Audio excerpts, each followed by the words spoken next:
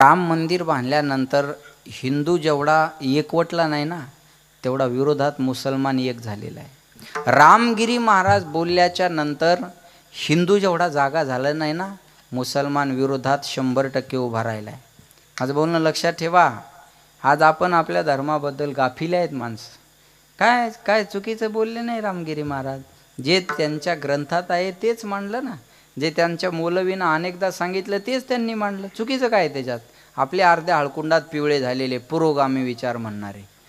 तुझा बांगलादेश होईल मग कळल पुरोगामी विचार. बरोबर आहे ना? लक्षात ठेवा. बांगलादेशमध्ये मरणारा ना एसी आहे, ना एसटी आहे, ना ओपन आहे, ना ओबीसी आहे. बांगलादेशमध्ये मारल्या जाणारा हिंदू आहे. एवढं लक्षात ठेवा. इथे कास्ट पाहून मारल्या जाणारं नाही महाराज. तिथे हिंदू आहे म्हणून मारल्या चाललेल्या आहेत. लक्षात घ्या. आपण उभं राहिलं पाहिजे. अरे आपला माणूस जर एवढं बरं, मला आनंद वाटला. मी दाद देईन त्या माणसाच्या डेअरिंगला. हां, त्यांनी सांगितलं मी माझ्या बोलण्यावर ठाम आहे. मीडियावाले म्हणले तुम्हाला केस वगैरे झाली, परिणामाला सामोरं जायला मी तयार आहे. अरे हे माणसं जीवावर उदार झालेले असतात धर्मासाठी. हे आपल्यासाठी पाय चाटून नसतात, इकडं तिकडं फिरणारे नसतात महाराज. अरे धर्मासाठी मरणाला सुद्धा मागं न हटणारी माणसं आहे. ते लक्षात ठेवा. सोपी गोष्ट आहे काही? अरे धर्म कारण येत असेल तिथं राजकारण आणि जातपात चुलीत घातली पाहिजे. कळलं माझं बोलणं? जिथं धर्माचा विषय येत असेल ते राजकारण गेलं चुलीत आणि ती जातही गेली चुलीत. अरे धर्मच नाही टिकला तर तुमचा नेता काय टिकल? चला बोला.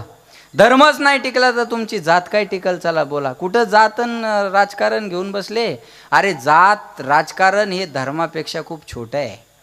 जेव्हा धर्म टिकेल तेव्हा ह्या गोष्टीची काहीतरी गरज पडेल.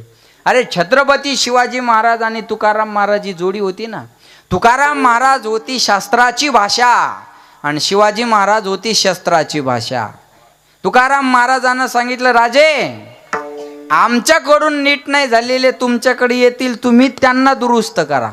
कळलं माझं बोलणं? लक्षात ठेवा. शास्त्र आणि शस्त्र याच्याने देश चालत असतो महाराज. हा टाळ नुसता वाजवताच नाही आला पाहिजे, या टाळानं कधी कधी वाजवता बी आलं पाहिजे. बरोबर आहे ना? हा झेंडा नुसता घेऊन चालता नाही आला पाहिजे, कधी कधी उलटा बी करता आला पाहिजे. भगवान श्रीकृष्णाजवळ नुसती बासरीच नाही हो, सुदर्शन बी आहे. भक्त आला तर बासरी वाजून खुश करण, आणि राक्षस आला तर त्याच्यासाठी त्रिशूळ माझ्याकडे सुदर्शन आहे. ज्यांचा पवित्र महिना चालू आहे ते भगवान शंकर काय वाजवलं त्यांनी? डमरू नाही, नुसतं डमरूच नाही वाजवलं, अनेक राक्षसांना बी वाजवलं. कळलं माझं बोलणं? भक्त आला तर डमरू, राक्षस आला तर त्रिशूळ माझ्याकडे, विसरू नका. जास्त चांगुलपणा बी माणसाचा घात करणारा असतो बरं का. लयच असं आपणच सगळं सांभाळलं पाहिजे, लय चालत जाऊ नका असं. कळलं माझं बोलणं? आपल्या धर्मावर संकट येत असेल तर आपण तिथं उभं राहिलं पाहिजे. लक्षात घ्या. आपला धर्मासाठी एखादा माणूस जर जीवावर उदार असेल तर आपण मागं तर उभं राहा. आणि मागं उभं राहायला अडचण काय आपल्याला? एक सांगेन मी तुम्हाला, काही नालायक त्यांच्या विरोधात बोलली. अरे आपली लायकी काय? आपण बोलतो काय? कुणाबद्दल बोलतो आपण? आणि कसे? कोण बोललं? काही तळवे चाटणारी बोलली.